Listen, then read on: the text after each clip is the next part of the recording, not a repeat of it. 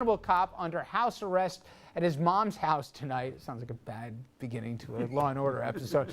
After spending close to 2 years in jail. Gilberto Valle was freed on a $100,000 bond Tuesday after a judge overturned his conviction for plotting to kidnap, cook, then eat his wife and another woman. Valle didn't act on the crime. Again, I'm just reading the stuff. Judge says, though, he believes Valle only fantasized about it. Valle's ex-wife went to the police after reading comments he made online about kidnapping and cannibalizing women.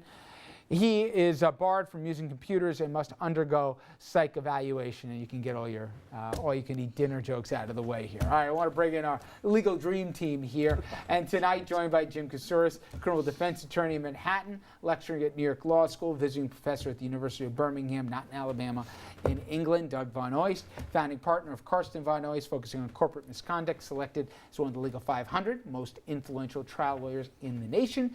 Mayo Bartlett, attorney, former chief of the Bias Crimes Unit at the Westchester County DA's office, and you will see his name in some cases, trust me, in the not too distant future, high-profile variety. All right, guys, I want to talk about, I think at home you ask 10 people watching right now and say, well, if you think about something and you talk about it but you don't do it, it's not a crime.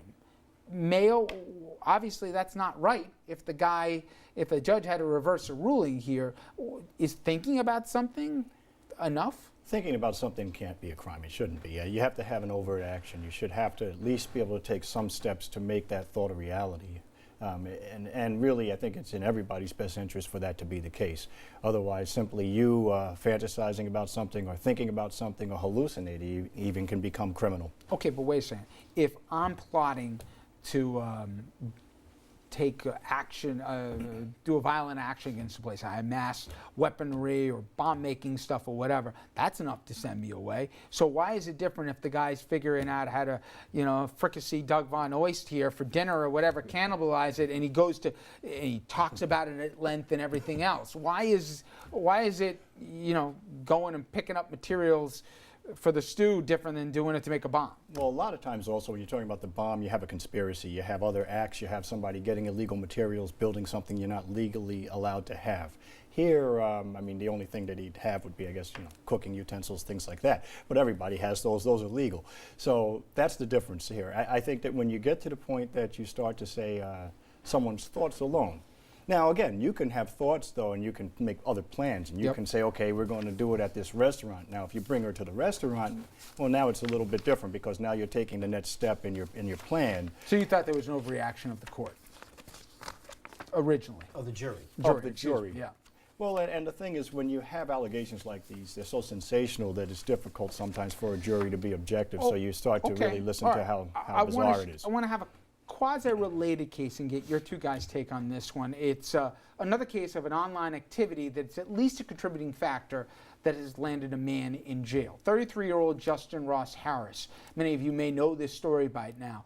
He is charged in the death of his 22-month-old son, Cooper. Police say Harris left the child in his car seat alone in a parked car for 7 hours while he went to work.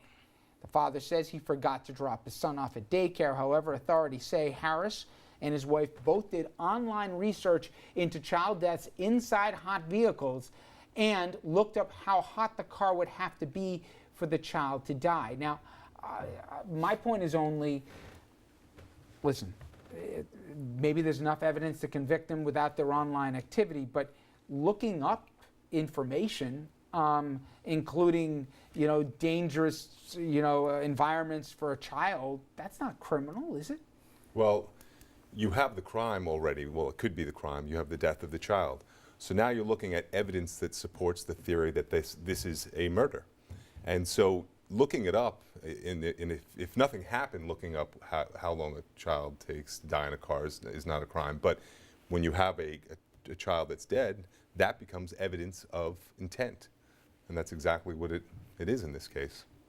But are we getting to the point where which search engine you frequent can kind of divine intent? We're getting there, and it's very troubling. Look, the fact that they did these searches, both of them, On the one hand, they volunteered the information and said that they were doing it really just to make sure that it wouldn't happen.